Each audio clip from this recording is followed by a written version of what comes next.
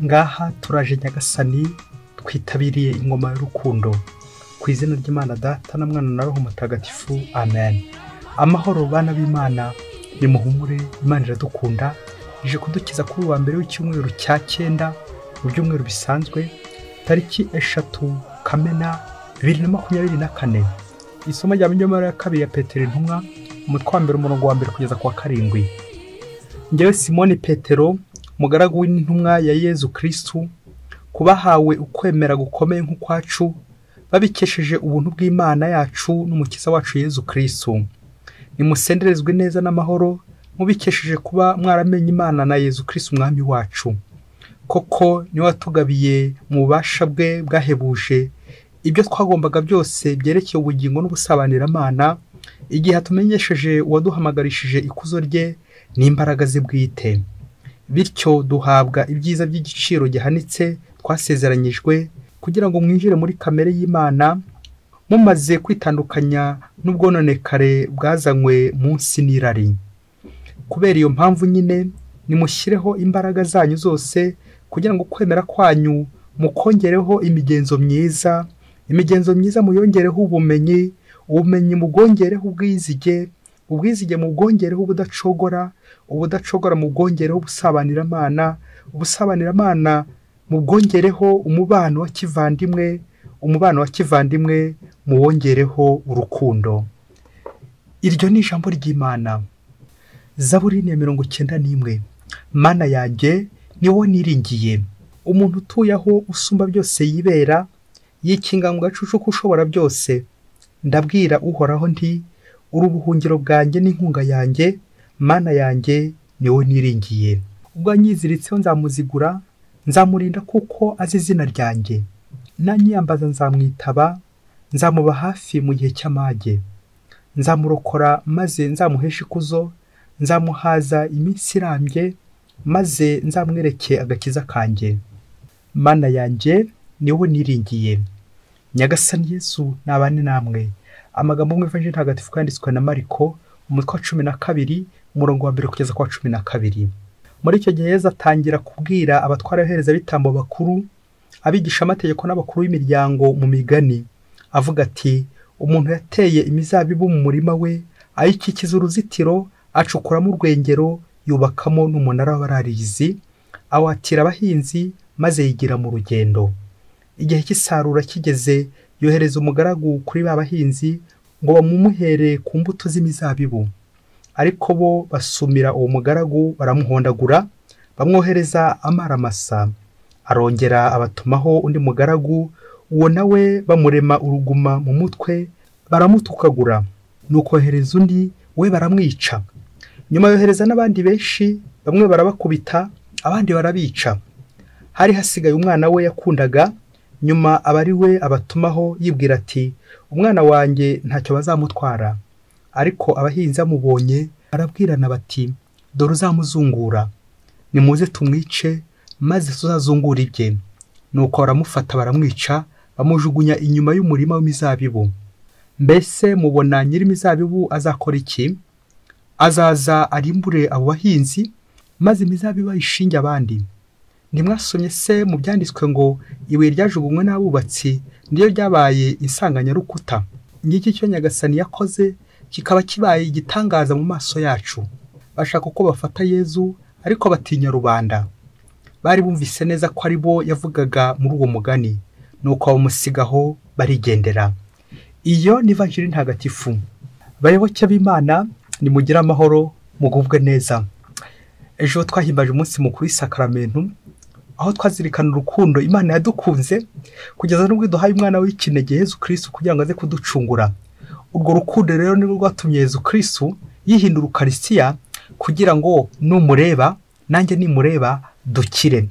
Yezu, ndakureba nkumva nanyuzwe, ndakureba nkumva bimpagije. Uko niko tugomba gushengera Yezu mu Ukaristiya. Yezu urukundo, Yezu wigize umuntu kugira ngo aducungure. Kubera iki? Kubera urukundo. Cyo nicyo cyatumye Imana imwohereza kugira ngo aducungure. Ya Evanjili ya Yohana umutwe wa 3:16, Imana yakunze abantu kugeza n'ubwo ifasha kado nziza cyane isumba izindi zose, umwana w'ikinege ikamuhereza abantu kugira ngo abitangire. Ni nacyo tujya kuzirikana muri aya masomo y'uyu munsi, urwo rukundo Imana ikunda abantu kugeza n'ubwo ibaha ikintu cy'agaciro, ikintu gikomeye cyane. Nanjye kuvuga ikintu ikunda kurenza ibindi byose ni umwana we w'ikinege Yezu Kristo.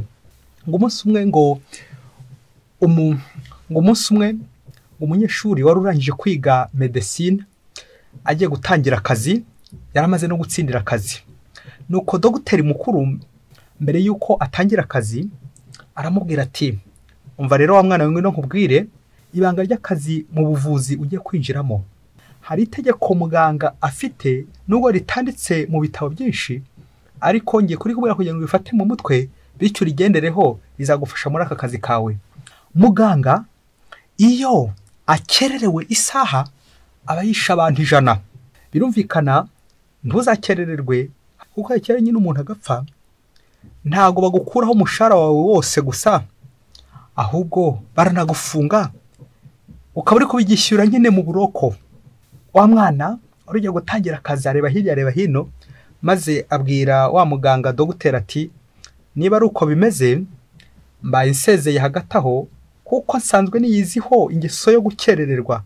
Ubwo rero ndamutse nkererewe se abantu b'abandi nkabambishe, ubu koko nabanje gukorera iki? Ko nagiye kwiga ubuvuzi ari ukugira ngo nzakize abantu.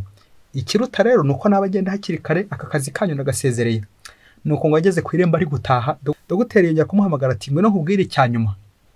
Icyanyuma sigaje kukubwira nuko nubundi iyo muganga kera yica abantu 100, ariko nanone akagana umwana ukiteho, iyo muganga yazindutse akazinduka mbere y'isaha, nanone akiza abantu 100.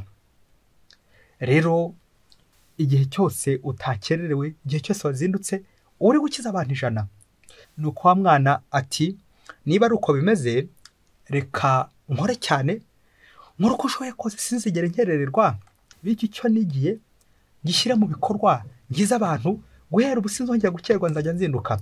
Nuko birangira wa mwana ubwo yari yivumuye ngo aragiye, yongeye kugaruka, kuko yumvise ko nanone iyo uzindutse, iyo ukora umurimo wawe neza, uba uri gukiza abandi, ugakiza abantu 100. Abayoboke b'Imana, Yezu Kristo akuzwe. Nawe rero wongera urebe, wasanga uri nka muganga ukerererwa. Ubwo se waba umaze kwica abantu bangahe?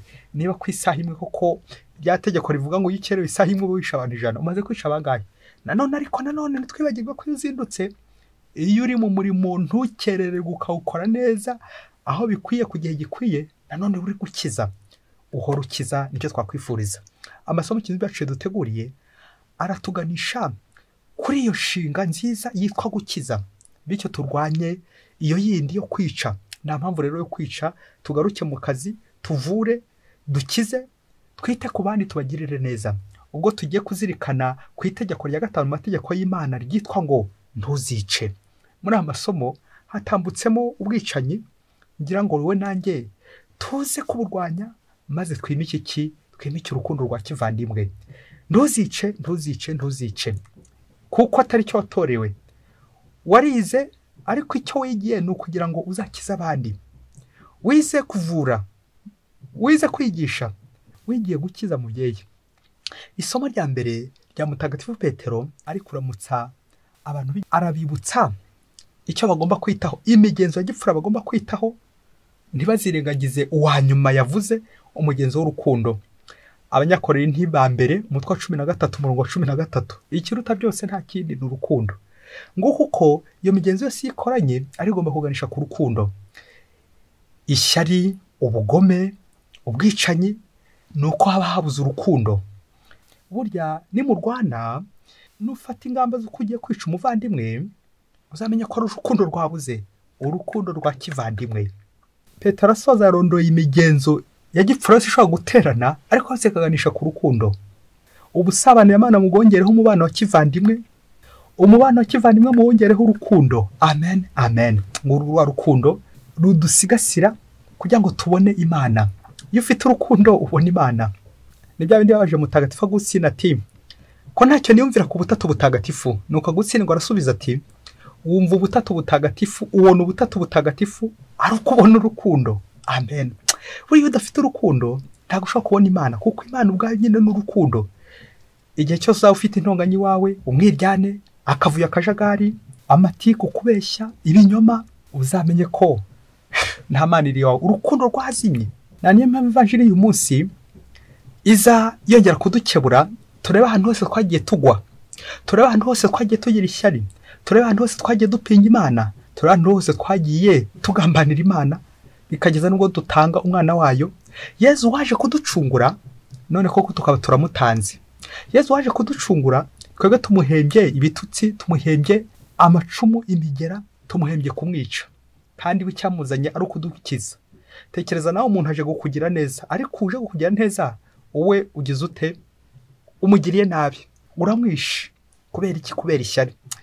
Iyi vanjiri iratwerekeza ku ishyari ry'abigisha amategeko, abafarisayo, abakuru b'umuryango, bari gukubita agatoki kandi kugira ngo bagambanire umwana w'Imana Yezu Kristo. Iyi vanjiri yatambutsemo ibyiciro bitatu by'ubugome. Ngira ngo nongere mbikwibutse, urebe ukuntu ubugome ari bubi, urebe ukuntu umuntu agambira imigambi mibisha yo kwica bikaza kurangira yashyize mu bikorwa. Batubwira umunyamizabibu, umuhinzi werekeza ku Mana, twebwe tukaba umuzabibu we. Imana igira abantu benshi igenda yohereza kugira ngo baze kutwitaho, ariko wowe nanjye hari ubwo tutaberebera izuba. Bamwe abatuka, abandi tukabatonganya, abandi tukabica. Ubwo se nyirimizabibu nazaza tugenzereza ate? Mu byiciro bitatu byagaragaye muri iyi vanjiri by'abantu koko babi b'abagome, des ouvriers homicides, abicanyi, abahotozi. Reka turebe ibyiciro bitatu bahotoyemo. Icyiciro cya mbere ni umugaragu nyirimizabibu yohereje, nuko abahinzi bakamuhondagura, barangiza bakamusezera amaramasa. Icyiciro cya kabiri ntago bamuhondaguye gusa, ahubwo bamumenye n'uruguma. Noneho icyiciro cya gatatu bari kugenda bazamuka, urumva bageze ku ruguma. Noneho icya gatatu cyo ni ukwica. Byarangiye nyine umugaragu babatumyeho babishe. Uko byagiye bikomeza n'ikindi cyiciro agatuma abandi bakabahondagura, bakabatuka, ariko bakanabica. N'ikindi cyiciro noneho kindi gikubiye muri icyo cya gatatu, noneho ajya kohereza umwana we wikineye, wa mwana akunda. Nabo bagira bate? Ntibamurebe izuba, bamukurura hirya y'imizabibu, ubundi bagira gute? Baramwica.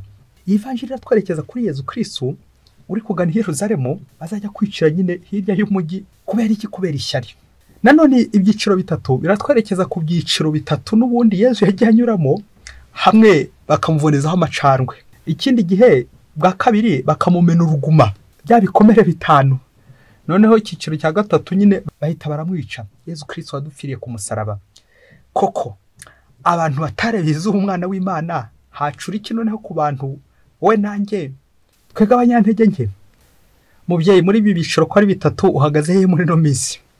Amagambo yawe, kuvuga nabi, gutongana, ibitutsi, cyangwa kumena uruguma, noneho icyanyuma cyarurangiza kwica abandi, ukabavana ku isi, bikarangira ubishe. Iyi vanjiri wowe nanjye ize kudufasha kwisuzuma, twongere turebe uburyo wowe nanjye dushobora kugwa mu cyaha cy'ubwicanyi. Akenshi hari ubwo twicara tukishinya icyara tuti, ngewe sinsambana, siniba, sindoga, sinica, ndi umuntu mwiza, nta muntu ugirira nabi. Ibyo n'abigisha amategeko niko bavugaga nabo. Abakuru b'umuryango barigishaga, ntabwo ibyo byose nabo bumvaga batabikora. Nguko nanjye dushobora kubaho twibwira ko tutishe, nyamara twabanye abafatanyacyaha, kaze kurangira Yezu tumugambaniye, tumwishe. Icyaha cyo kwica gikunze kwihisha cyane mu kubura urukundo, mu rwango. Aho nifuza kuguha kwisuzuma ahantu hane bwa buryo bune n'ubundi umuntu akoramo icyaha, wongera urebe uburyo nawe ujya wicamwa abandi. Uburyo bwa mbere umuntu acumuramo ni mu bitekerezo. Kongera ukareba uti, harya ubwo ibitekerezo byanjye nta migambi mibisha biri kuganishaho? Nta muntu ndi gucurira imigambi mibisha ko nzamugira nabi? Aho ngaho natangiye kwica byatangiye, natangiye kuya ntekereza uburyo nzamugirira nabi, uburyo nzamugambanira. Uko kubipanga rero cyatangiye kuba icyaha cyo kwica.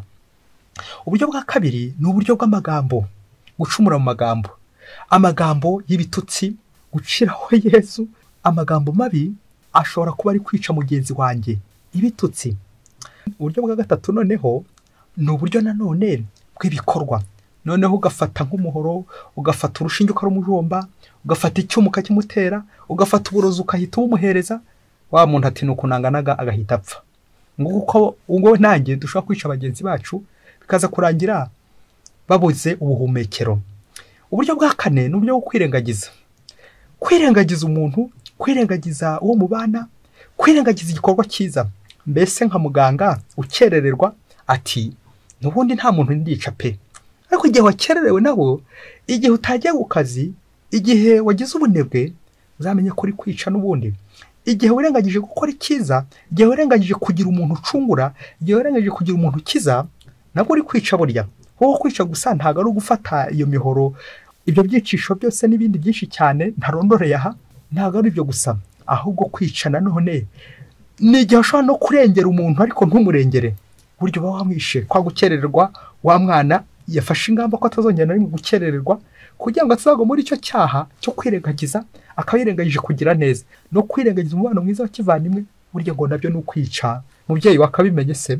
Umunsi umwe hirya kure cyane muri Afurika, umugabo bitaga umurozi wari yarogoje imbaga, nuko abo muri quartier bakamutinya. Iyo umuntu yapfaga muri quartier, nuko bakajya kureba wa murozi bakamuhondagura ati kuki umuntu wacu apfuye.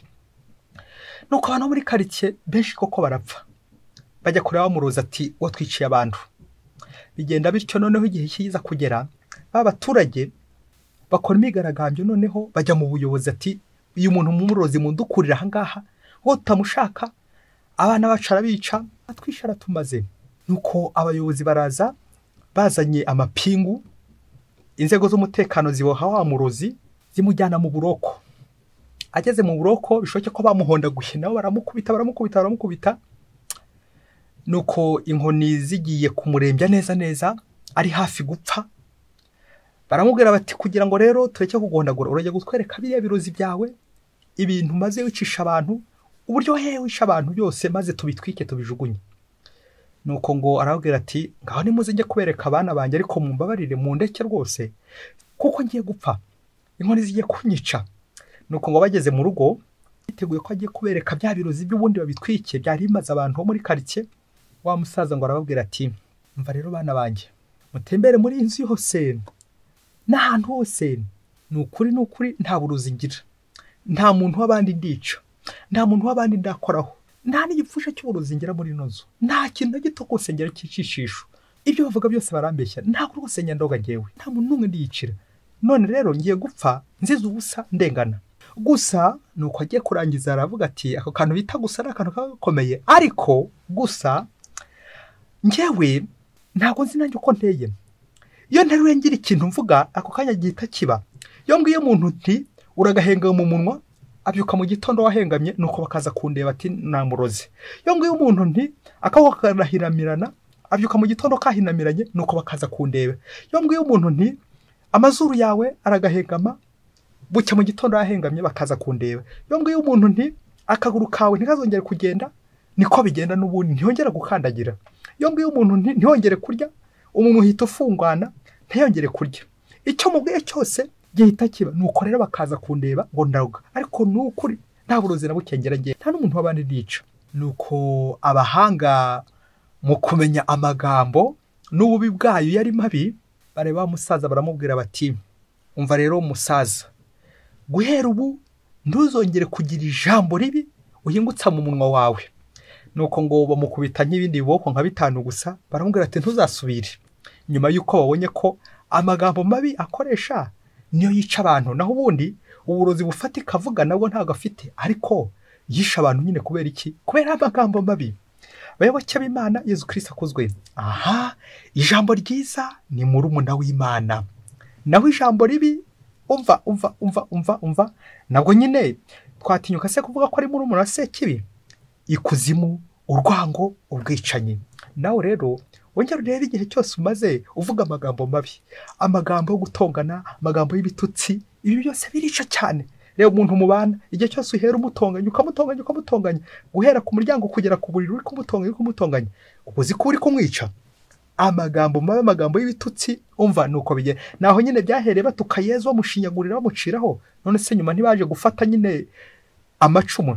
Erega icumu wa musirikare tikuye Yesu mu rubavu ryaje nyuma, kera Yesu yapfuye, ibitutsi byamushenguye, amarira, ibitutsi, amacandwe bamukubita, aha baje kumuhinguranya nyuma ariko bari batangiye kumwica, bari bamwishe. Nguko nanjye nitukajye twirwa kuririmba ngo sinica sinsambana siniba sindoga.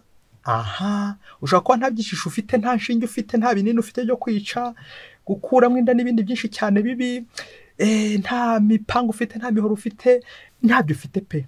Ariko amagambo yawe, amagambo umubyeyi, niba wumvise akamaro k'ijambo, agaciro k'ijambo, ntugapfe kurekura ijambo uko ubonye, ntugapfe kurekura ijambo ribi uko ubonye, hato ritazatema undi rikamwica. Kandi ngo uri umukristo w'indani, kandi byaba yaba umunsi nawe afataga icyemezo mu munwa wawe hakajya hasohoka amagambo meza ari gukiza abandi, avuga neza abandi, naho byo guharabika abandi, kujya mu nteko abaneguranyi, kwicara ugatonda abandi, ujye umenya ngo ahangaha hari gutambuka uburozi, hari gutambuka uburyo bwo kwica abandi.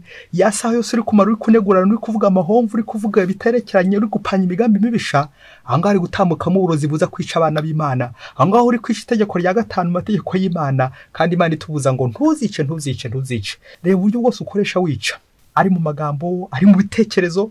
Kandi usanga hari abantu babitse mu mutima, hari abantu ubikiye utuntu, abantu za runturuntu warakariye, aho se bageze no kubica buhoro. Gerageza niba ugiye guhereza ituro ryawe, banze rwo n'umuvandimwe wawe, maze ubone guhereza ituro ryawe. Reba uwo muntu wese mufitanye akantu, kuko Yesu yavuye ku musaraba, Yesu yatsinze urupfu. Ntabwo tuzongera kwica Yesu kundi, twica Yesu ryari igihe tugira abavandimwe nabi, igihe dutonganya abavandimwe, igihe turi gucura imigambi misha abavandimwe. Uko no kwica Yesu tuba turi kumusubiza ku musaraba, turi kumwica, turi kumuhondagura. Twarangiza ngo nyirimizabu naza azagenza ateba ari abahinzi, twumvise igihano azabaha, azaza ngo arimbura abahinzi maze imizabo yahe abandi bahinzi. Uko nanjye ingoma y'Imana tuzayamburwa niba tutitwaye neza. Uyu munsi wongere urebe ukuntu ujye uvuga, imvugo yawe, inyandiko yawe, ese ntago hajya hatambukamo ubumara buri kwica abandi, uburozi buri kwica abandi? Iyo uvugira abandi nabi uri kubatuka, ongera urebe niba wowe utawuri kwica. Erega iri se yo kwica abantu beshayiriho, abantu beshayiriho. Iyo haba namenyaga ko n'amagambo yanjye yica, sinakongeye kuvuga nabi, sinakongeye gutongana, sinakongeye gutukana, kuko byose nabyo birica. Mubyeyi muvandimwe, wongere wisuzume nanjye twembi turebe uburyo tujya twica Yesu, dusubiza Yesu ku musaraba kubera amagambo yacu mabi, ibikorwa byacu bibi n'ibindi byose twirangagije gukora. Maze hongera uvuga uti nanjye uyu munsi ndashyiramo imbaraga, umwete wo gukora neza, wo kudakerererwa, wo kudasiba. Uko buri gihe cyose umukristo aba ameze nka muganga, umunota umwe, isaha imwe, ubukije abantu benshi barenga 100. Noneho nawe uzakore ku buryo utazakora kuri baranyishe, aho gukore ukiza abandi. Igihe cyose buri munsi imirimo yawe izaba ari yo gukiza abandi. Ngwifurije amahoro y'Imana, Imana ibahe umugisha, Imana Data na Mwana na Roho Mutagatifu. Amen. Padiri Masumbuko Ladislas wa Diocese ya Cyangugu.